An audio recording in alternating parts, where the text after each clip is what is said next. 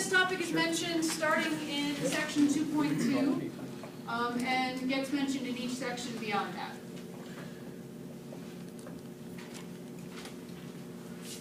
All right, so what we've been talking about the last few days is tools to calculate derivatives. And so I want to remind you of why we were doing that. The goal of calculating derivatives, the reason we want to talk about derivatives is derivatives tell us about steepness of a graph. Okay? They talk about the slope of a tangent line to a function. And so we know that the derivative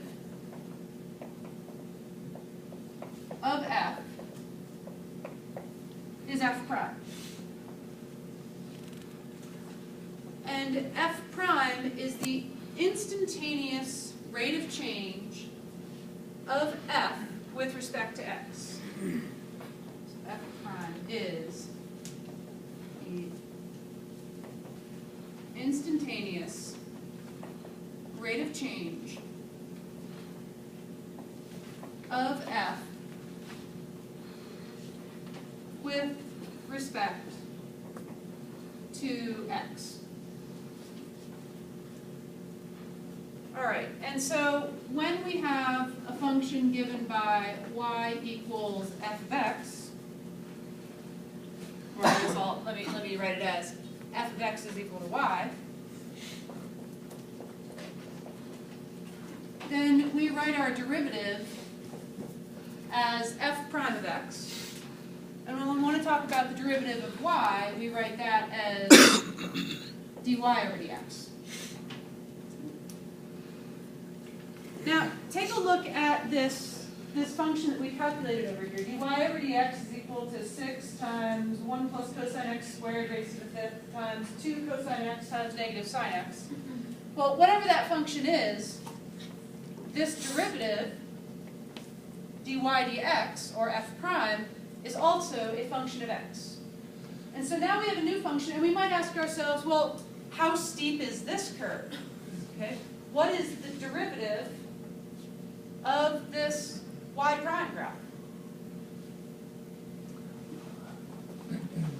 All right. Well, the derivative of f prime is called f double prime. And this is called the second derivative.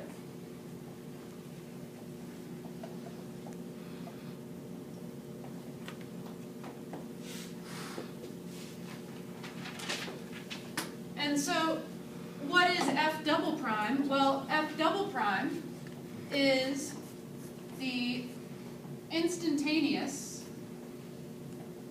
rate of change of the instantaneous rate of change of f. So f double prime is the instantaneous rate of change of f prime. F prime is the instantaneous rate of change of x. So f double prime is the instantaneous rate of change of the instantaneous rate of change of f.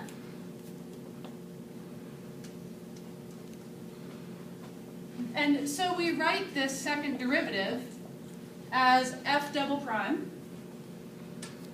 And if we're using the y notation version of this, then we write it using a slightly odd-looking d squared y over dx squared.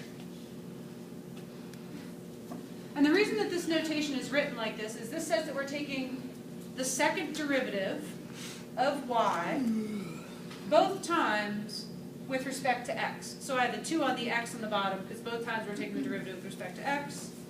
And the top 2 says we're taking the derivative twice. All right, well, I have a second derivative, which also is going to be a function. And so I can take its derivative, and I can get a third derivative. And so the derivative of f double prime is f triple prime. And so f triple prime is the instantaneous rate of change of the instantaneous rate of change of the instantaneous rate of change of f. Also known as the instantaneous rate of change of f double prime. And we would write that notation as f triple prime of x, and that would be d3y over dx to the third. All right, I'm not going to write out that wording here, but you get the idea. And then I can take a fourth derivative, and my fourth derivative is my instantaneous rate of change of my third derivative.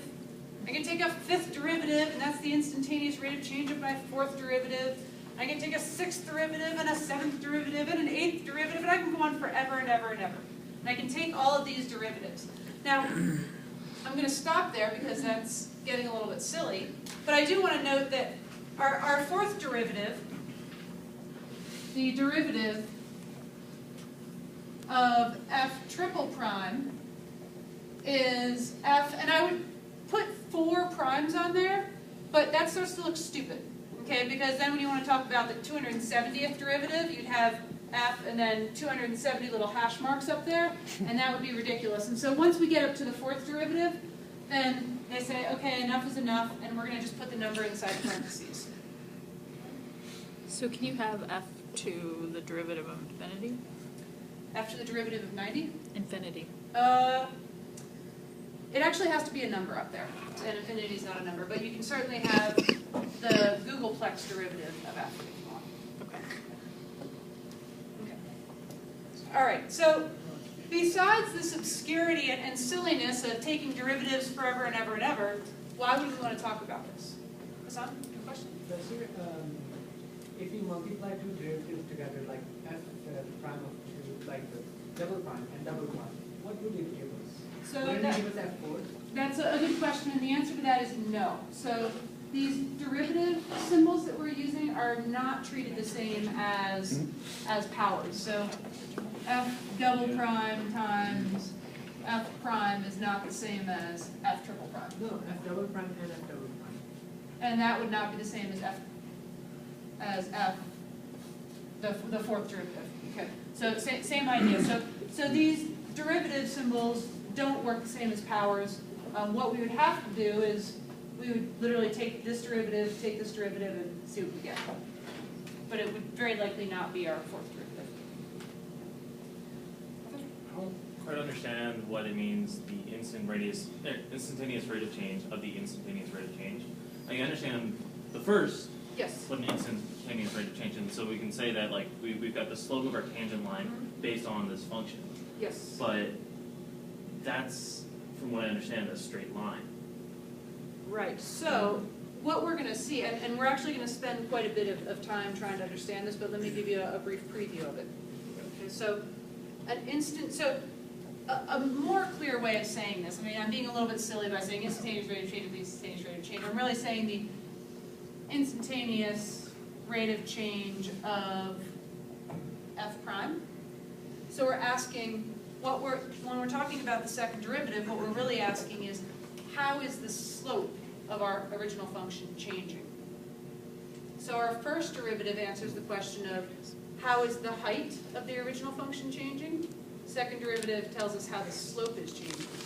Now, that comes into play with, for example, if I have my first derivative might tell me, when my first derivative is positive, it tells me that my original function is going uphill.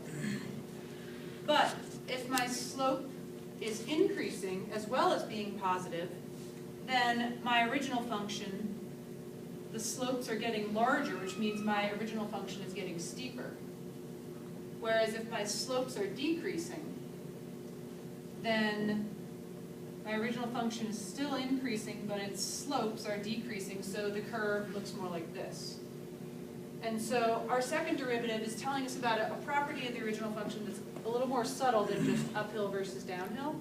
It's going to tell us about the curvature of our graph. And we'll see more of that as we learn more about these guys.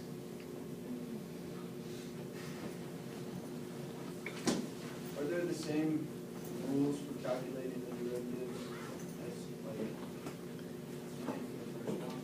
Yes, so if we have a first derivative, or if we're given an f prime and we want to calculate f double prime, we use all the same derivative rules that we just spent the last 2 days on. Don't they all go to zero then? Good question. Let's look at some examples.